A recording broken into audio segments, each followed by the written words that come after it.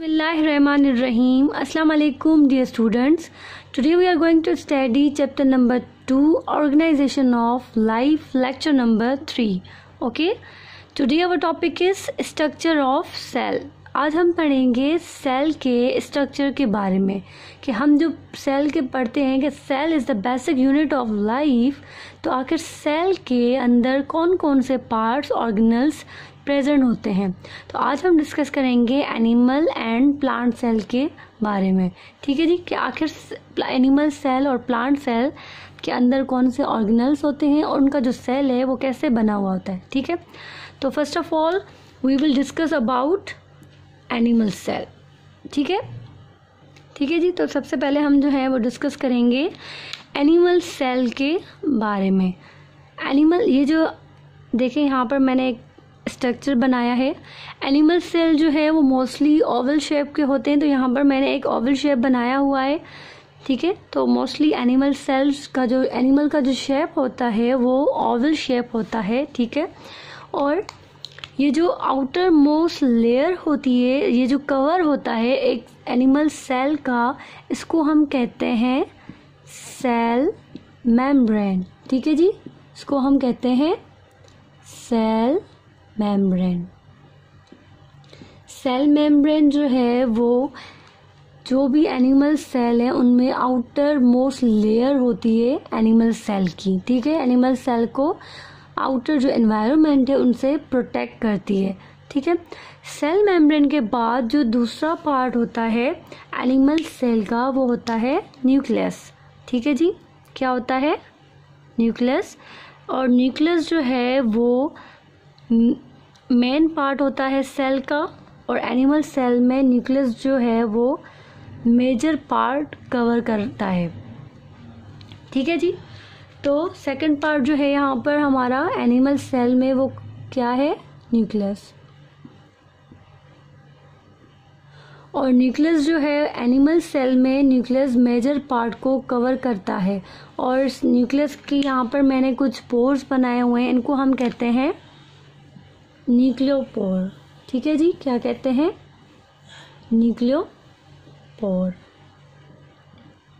और इस पोर्स की वजह से न्यूक्लियस और सेल का जो आउटसाइड एनवायरनमेंट है इसमें क्रॉसिंग, मटेरियल की क्रॉसिंग होती है। ठीक है, उसके अलावा न्यूक्लियस के अंदर एक और स्ट्रक्चर प्रेजेंट होता है जिसको हम कहते हैं न्यूक्लियोलस। क्या कहते हैं? न्यूक्लियोलस।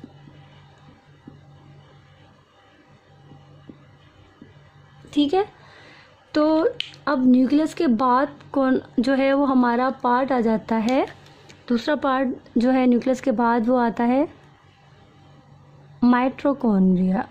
ठीक है जी, माइटोकॉन्ड्रिया यहाँ पर भी मैं ड्रॉ कर देती हूँ, क्योंकि माइटोकॉन्ड्रिया सेल के अंदर एक नहीं प्रेजेंट होता, काफ़ी सारे माइटोकॉन्ड्रिया होते हैं। माइटोकॉन्ड्रिया डिपेंड करता है एक ऑर्गेनिज्म एक सेल की एनर्जी पर।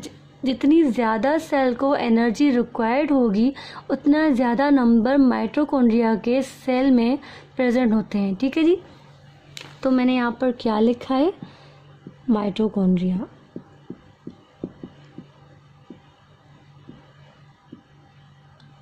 ठीक है जी, माइटोकॉन्ड्रिया। ठीक है, माइटोकॉन्ड्रिया को पावर हाउस ऑफ सेल भी कहते हैं, क्योंकि ये सेल को एनर्जी प्रोवाइड करता है। Power house of cell. ठीक है जी, क्योंकि ये सेल को एनर्जी प्रोवाइड करता है। माइटोकॉन्ड्रिया के बाद जो हमारा पार्ट आता है वो हम कहते हैं एंडोप्लाज्मिक रेटिक्यूलम। ठीक है, अब कौन सा पार्ट है हमारा? एंडोप्लाज्मिक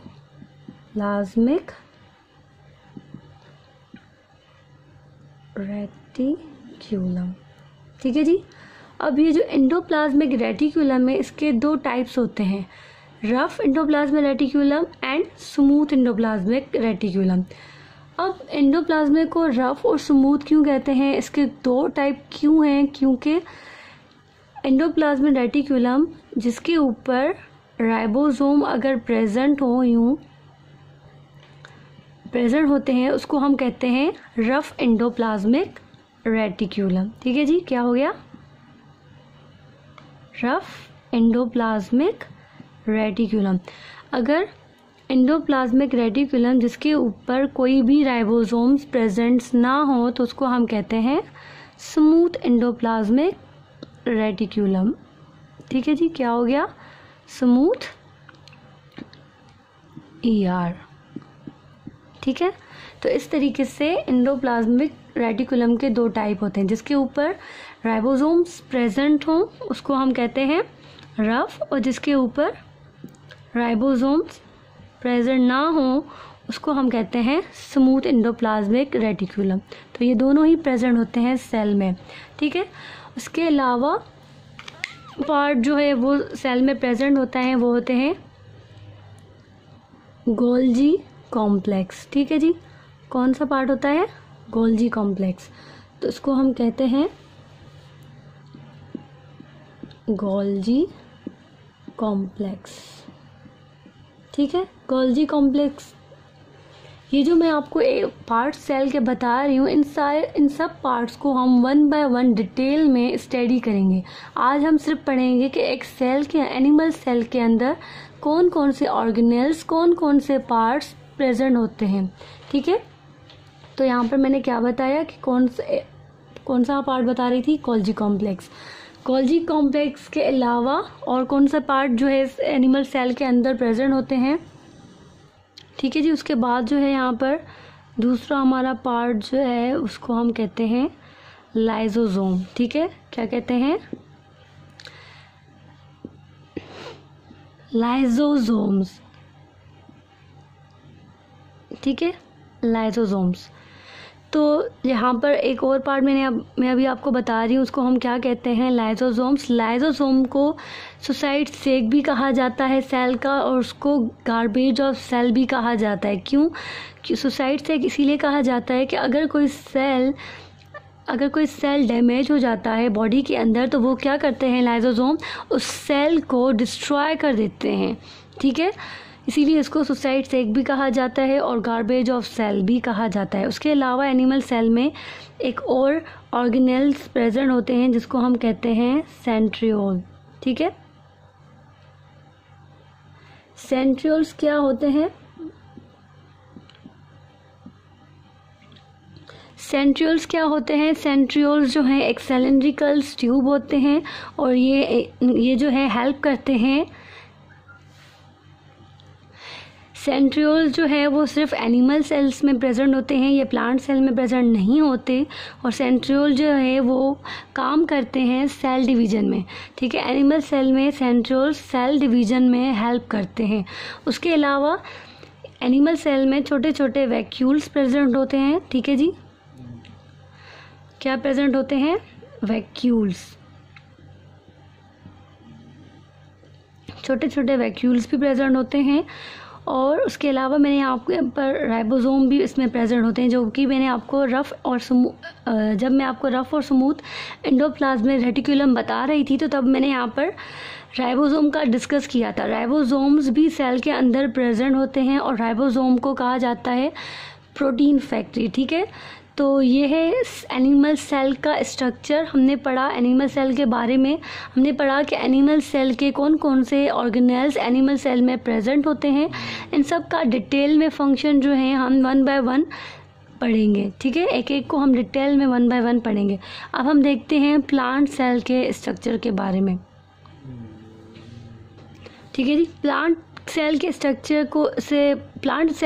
को पढ़ने से पहले एक और चीज़ मैं आपको एनिमल सेल के में बताऊं कि एनिमल सेल में एक और पार्ट जो है ऑर्गेनल प्रेजेंट होता है जिसको हम कहते हैं साइटोप्लाज्म। ठीक है, साइटोप्लाज्म। ठीक है, अब साइटोप्लाज्म क्या है? ये जो पूरा आपको वाइट कलर का जेली लाइक स्ट्रक्चर आपको नज़र आ रहा है, ये साइटोप्लाज्म जो है एक जेली लाइक सब्सटेंस होता है। ये वाइट कलर का अगर आप स्पेस देख रहे हैं सेल के अंदर, इसको हम साइटोप्लाज्म कहते हैं, जिसके अंदर ये सारे ऑर्गेनेल्स प्रेजेंट होते हैं। ठीक है, तो इसको हम कहते हैं साइटोप्लाज्म। तो ये था एनिमल सेल का स्ट्रक्चर। अब हम देखते हैं प्लांट सेल के स्ट्रक्चर को कि आखिर प्लांट सेल में कौन कौन से ऑर्गेनेल्स प्रेजेंट होते हैं और प्लांट सेल का स्ट्रक्चर कैसा होता है। ठीक है जी, ओके स्टूडेंट्स, अब हम पढ़ रहे हैं प्लांट सेल के बारे में। स्ट्रक्चर ऑफ प्लांट सेल के प्लांट सेल का स्ट्रक्चर क्या होता है। प्लांट सेल जो है, हमने देखा कि एनिमल सेल जो था वो ओवल शेप का होता है, और प्लांट सेल को अगर आप देखें, प्लांट सेल का जो स्ट्रक्चर है वो मोस्टली हेक्सागोनल होता है। ठीक है, प्लांट सेल का जो स्ट्रक्चर है मोस्टली हेक्सागोनल होता है, और कुछ कुछ का डिफरेंट भी होता है। प्लांट सेल के अगर हम स्ट्रक्चर को देखें तो जैसे कि हमने पढ़ा था कि outer layer of animal cell क्या थी, सेल मेम्ब्रेन। ठीक है, तो यहाँ पर भी सेल मेम्ब्रेन प्रेजेंट होती है, सेल मेम्ब्रेन। ठीक है, तो यहाँ पर भी सेल मेम्ब्रेन प्रेजेंट होती है, पर यहाँ पर एक और लेयर प्रेजेंट होती है जो कि आउटर लेयर होती है, सेल मेम्ब्रेन से पहले होती है। यहाँ पर एक और लेयर प्रेजेंट होती है। ठीक है जी,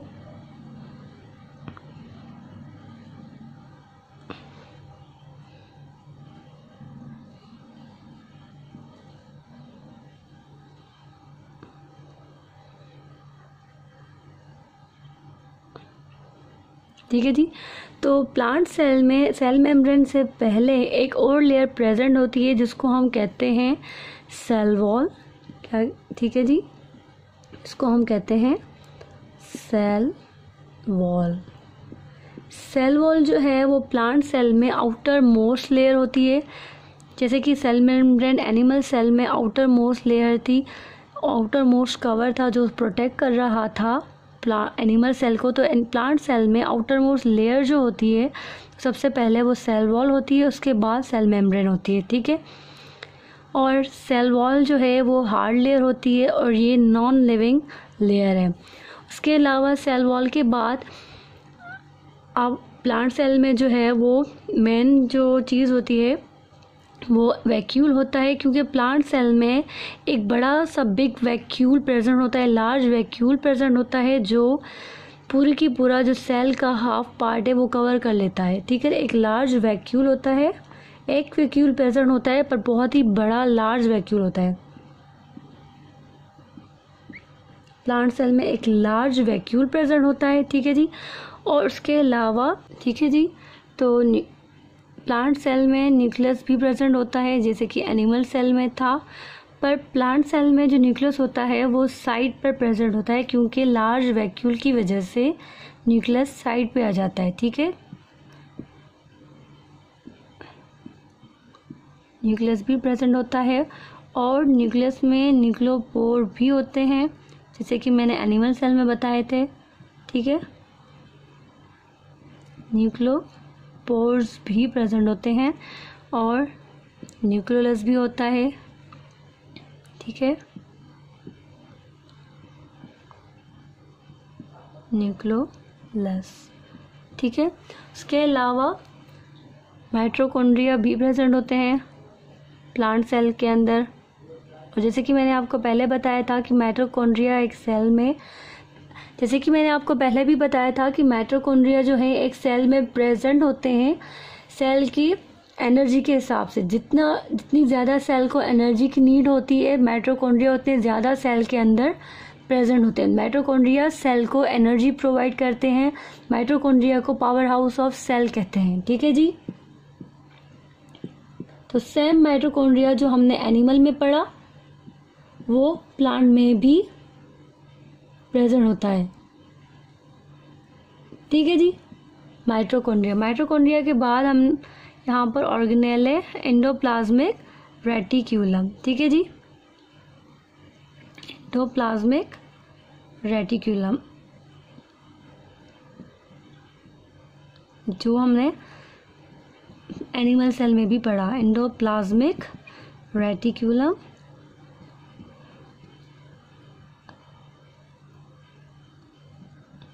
तो एंडोप्लाज्मिक रेटिक्यूलम के यहाँ पर भी दो टाइप्स होते हैं जैसे कि हमने एनिमल सेल में पढ़े थे।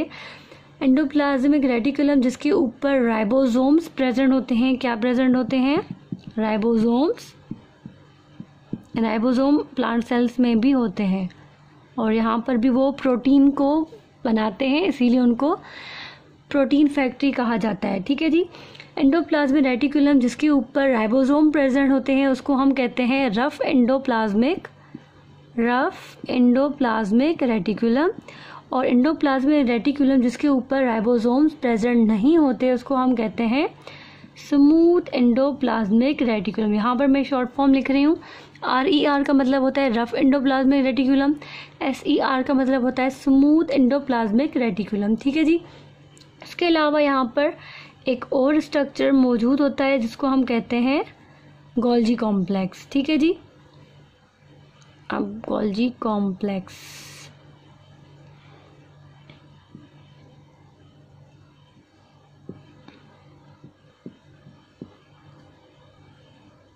न्यूक्लियस को हम यहाँ पर कर देते हैं, ठीक है। फोर्स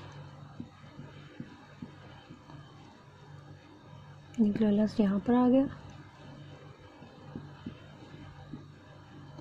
तो यहाँ पर आ जाएगा अभी हमारा गोल्जी कॉम्प्लेक्स, ठीक है जी।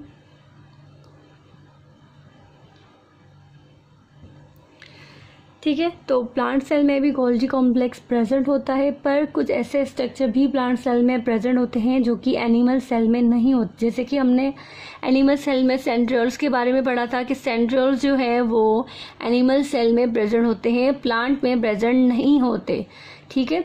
सेम इसी तरह एक स्ट्रक्चर है जिसको हम कहते हैं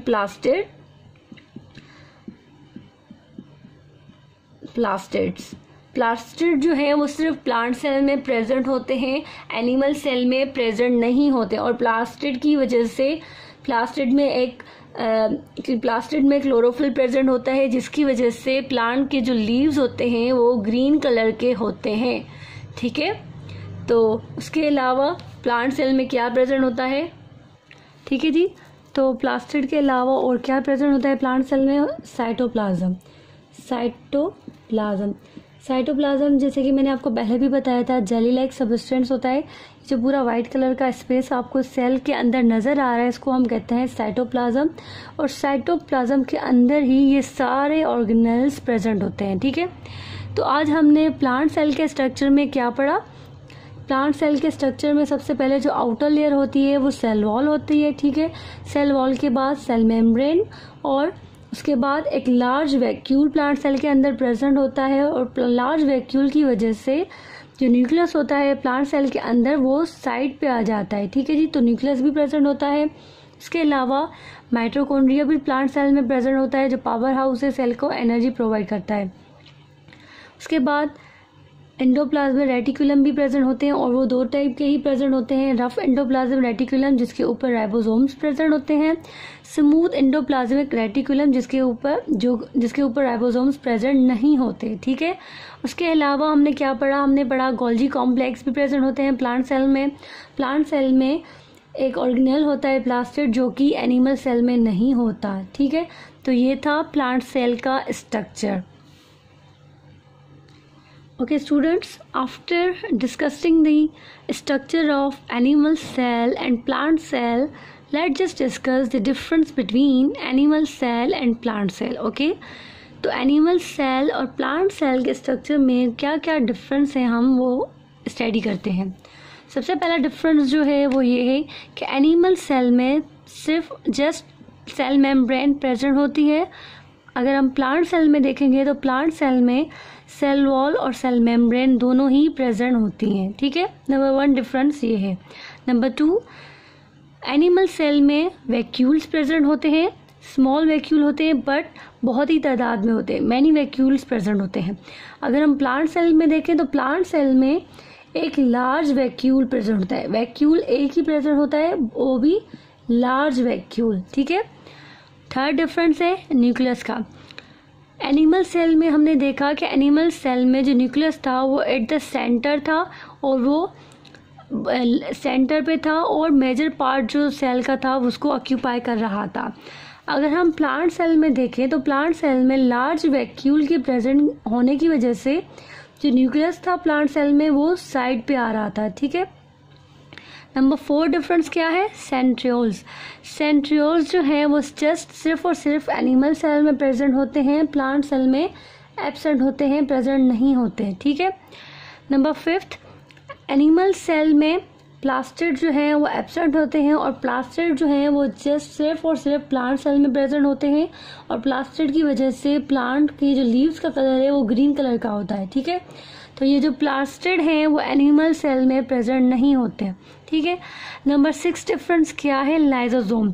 लाइजोसोम सिर्फ और सिर्फ एनिमल सेल्स में प्रेजेंट होते हैं, वो प्लांट सेल में प्रेजेंट नहीं होते, ठीक है। तो ये था डिफरेंस एनिमल सेल और प्लांट सेल के दरमियान के एनिमल सेल और प्लांट सेल का स्ट्रक्चर में क्या क्या कौन कौन से डिफरेंसेस होते हैं, ठीक है जी। स्टूडेंट, आज का जो हमारा टॉपिक था वो था एनिमल सेल के स्ट्रक्चर के बारे में, प्लांट सेल के स्ट्रक्चर के बारे में, और उसके अलावा हमने पढ़ा difference between plant cell and animal cell. तो आज का हमारा टॉपिक यहाँ पर ख़त्म होता है।